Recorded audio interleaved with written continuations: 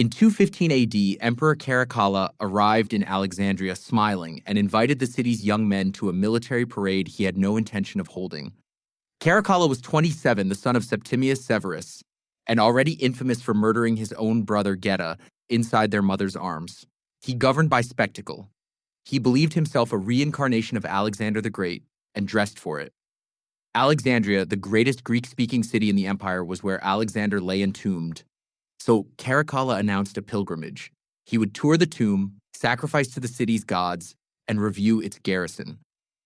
The Alexandrians had reasons to be wary.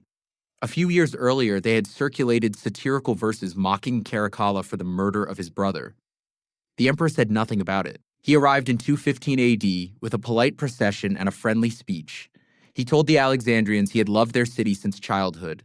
He visited the Mausoleum, the great library, and made a public sacrifice at Alexander's mausoleum, laying his own purple cloak across the tomb. Then he asked for a private favor. The young men of Alexandria, he said, would form a special legion in his army. He needed them assembled at the city's gymnasium for inspection. They came in clean robes, expecting to be measured, ranked, and enrolled. Caracalla rode along the lines reviewing them. Cassius Dio writes that the emperor gave a signal. Roman legionaries closed every gate of the gymnasium. What followed had no purpose beyond punishment. Roman soldiers attacked with short swords at close quarters, killing the unarmed boys where they stood. Those who climbed the walls fell onto the spears of a second cohort waiting outside. Caracalla watched. When the gymnasium was emptied of the living, he turned his soldiers loose on the rest of the city. Cassius Dio recorded that the killing did not stop at sunset. It moved into the streets, into the marketplaces, into private houses. Soldiers were quartered on civilian families and told to take what they wanted.